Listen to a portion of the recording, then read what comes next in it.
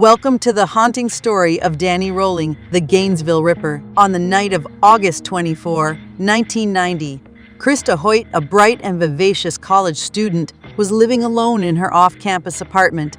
She had recently moved to Gainesville to attend the University of Florida and was excited about her future.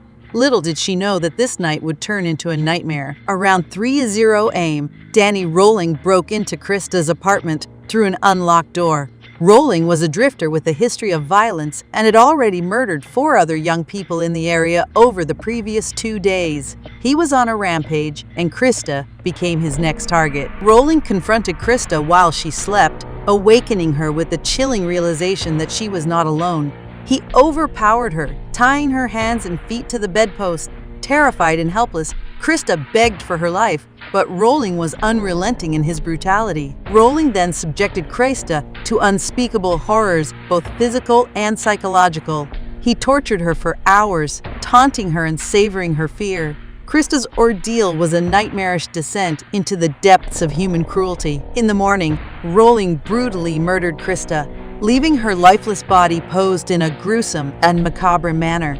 The crime scene was a tableau of horror that sent shockwaves through the Gainesville community. Discovery of Krista's murder, along with the previous killings, led to a city gripped by fear. Students and residents locked their doors and windows, terrified that the Gainesville Ripper would strike again. Law enforcement agencies from across the region launched an intense manhunt for the killer. Danny Rolling, born as Daniel Harold Rolling on May 26, 1954, in Shreveport, Louisiana, would later become one of the most infamous and chilling serial killers in American history. His early life was marked by a turbulent upbringing and a series of troubling events that foreshadowed the darkness that would consume him in adulthood. Danny Rolling's childhood was far from stable. His father, James Rolling, was a police officer with a violent temper who abused Danny and his siblings both physically and psychologically. This environment of abuse and chaos had a profound impact on young Danny, shaping his troubled psyche. Rolling's early delinquency became apparent when he was arrested for a convenience store robbery at the age of 19. His criminal behavior escalated when he later robbed a bank and was sentenced to prison. It was during his incarceration that he became fixated on true crime literature and developed a fascination with serial killers. Danny Rolling's most infamous crimes occurred in August 1990, when he embarked on a killing spree in Gainesville, Florida. Over the course of several days, he brutally murdered 5 young people, leaving a trail of horror in his wake. His victims included Sonja Larson, Christina Powell, Krista Hoyt, Tracy Pauls, and Manuel Taboada. Rolling's modus operandi was particularly gruesome. He would break into his victims' homes, often targeting young women, and would then subject them to sexual assault, torture, and murder. The crime scenes were marked by an eerie display of his victims' bodies, staged in horrifying positions. Since the Gainesville community was paralyzed with fear as news of the murders spread, students and residents took extreme precautions to protect themselves, and the local police launched an extensive manhunt to capture the elusive killer. Rolling's spree came to an end in September 1990 when he was arrested for an armed robbery in Florida. While in custody, he confessed to the Gainesville murders, providing chilling details of his crimes. He was subsequently charged with multiple counts of murder. During his trial, Rolling's defense team attempted to argue that he was mentally ill, but the jury found him guilty of the murders, and he was sentenced to death. The Gainesville Ripper had been brought to justice, but the scars he left on the community were deep and lasting. Danny Rolling, the Gainesville Ripper, was indeed a deeply disturbing individual.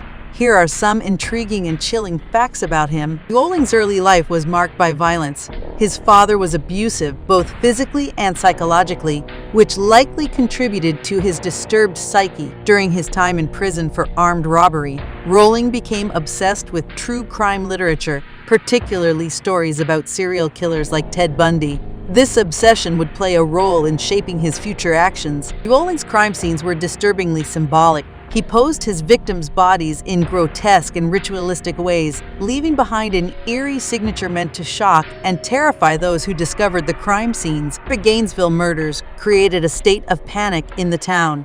Students and residents locked their doors and windows, and the University of Florida, where some victims were students, even offered free safety escorts to students who were afraid to walk alone. While in custody for an unrelated crime, Rowling confessed to the Gainesville murders in detail, chilling investigators with his calm and matter-of-fact demeanor. His confession was instrumental in his conviction. Rowling's crimes and the fear they generated inspired a song by the rock band The Murmurs called You Suck.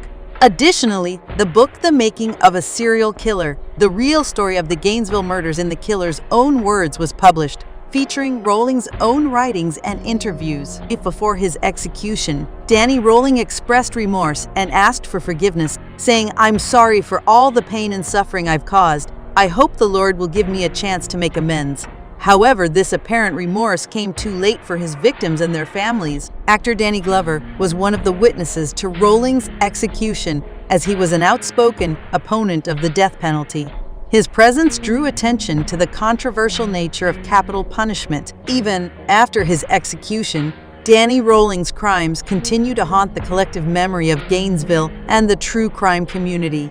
His name is synonymous with terror and the darkest depths of human depravity. Rowling's case remains of interest to psychologists and criminologists studying the minds of serial killers. His troubled upbringing, obsession with violence, and sadistic behavior provide valuable insights into the factors that can contribute to the development of a serial killer. After spending over a decade on death row, Danny Rowling was executed by lethal injection on October 25, 2006, at Florida State Prison. His execution marked the end of a reign of terror that had traumatized Gainesville and left a lasting legacy of fear. Danny Rowling's life and crimes continue to be a chilling reminder of the capacity for evil within some individuals and the profound impact their actions have on the lives of their victims and the communities they terrorize. As we conclude our exploration of the life and crimes of Danny Rowling, may we remember the victims and the enduring impact of his horrifying actions.